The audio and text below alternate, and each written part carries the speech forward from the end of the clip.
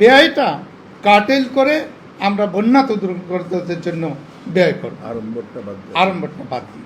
আমরা নির্দেশনা দিয়েছি ঢাকা জেলাটা হবে, আর প্রত্যেক জেলায় যারা বন্যা দুর্গত সেসব জেলায় কিভাবে আয়োজন করবে সেটা জেলা প্রশাসন, রাজনৈতিক নেতৃবৃন্দ এবং ছাত্র নেতৃবৃন্দের সাথে পরিস্থিতি আলোচনা করে স্থানীয়ভাবে তারা সিদ্ধান্ত নেবে।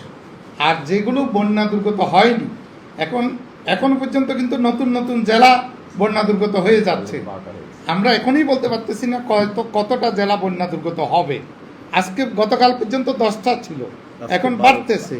তো আর বাকি জেলাগুলোতে যেগুলো বন্যা দুর্গত হবে না সেগুলোতে অন্যান্য বছরের মতো জন্মাষ্টমী হবে, তবে ব্যয়টা কাটেল করে আমরা বন্যা দুর্গতদের জন্য ব্যয় করব। আড়ম্বরটা বাদ দিই। আপনারা একটা জিনিস খেয়াল করেছেন, মাননীয় প্রধান উপদেষ্টা সহ প্রত্যেক উপদেষ্টা এবং বৈষম্য বিরোধী ছাত্র আন্দোলনের যারা সমন্বয়ক, তারা প্রত্যেকে এই ঘটনাগুলোতে উদ্বেগ প্রকাশ করেছেন এবং তারা জোরালো কণ্ঠে বলছেন ব্যবস্থা নেওয়া হবে। আমরা তাদের উপর আস্থা রাখছি। ওনারা এখানেও এসেছেন, আমরা ওনাদের সাথে প্রতিনিয়ত যোগাযোগে আছি, মত বিনিময় আছি। আমরা যেটা বলেছি যে প্রথম যে 90 ঘন্টা, ওই 90 ঘন্টাতেই ঘটনাগুলো বেশি ঘটেছে। এরপরে সরকার দায়িত্ব নেওয়ার পরের থেকে এই তীব্রতাটা আস্তে আস্তে কমে আসছে। কিন্তু এই হামলা বা লুটপাট বা যা কিছু ঘটতেছে এগুলো সরকারের নলেজে আছে। আমরা সরকারের সাথে ঘনিষ্ঠভাবে এগুলো নিয়ে মত বিনিময় যোগাযোগে আছি। আর সারা দেশ থেকে আমাদের নেতৃবৃন্দ এখানে পাঠাচ্ছে। আমরা কেন্দ্রীয়ভাবে সেল গঠন করেছি এটার জন্য। আমরা সবগুলো তথ্য সরকারের সাথে শেয়ার করতেছি। সরকারও তার প্রশাসনের মাধ্যমে সব তথ্য নিচ্ছে, ওনারা ব্যবস্থাও নিচ্ছে।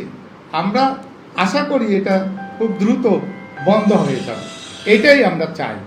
ব্যয় সংকোচন করে আমরা বেশ কিছু, যেমন আলোকসজ্জা আমরা সীমিত পর্যায়ে করব, অন্যান্য কিছু বিষয় যেগুলো সীমিত পর্যায়ে করা যায় এগুলো আমরা আড়ম্বরটা আমরা বাদ দেব। উৎসব আমরা বলেছি ঠিকই, কিন্তু সেই উৎসবের আঙ্গিক তো থাকছে না।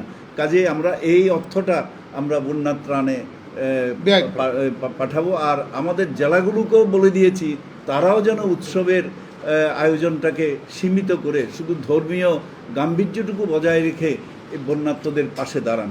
এটা আমরা নির্দেশ অলরেডি পাঠিয়ে দিয়েছি। আমরা খবর পেয়েছি তারা যথারীতি বন্যার্ত এলাকায়, বন্যা দুর্গত এলাকায় আমাদের কমিটিগুলো নেতৃবৃন্দ চলে গেছেন।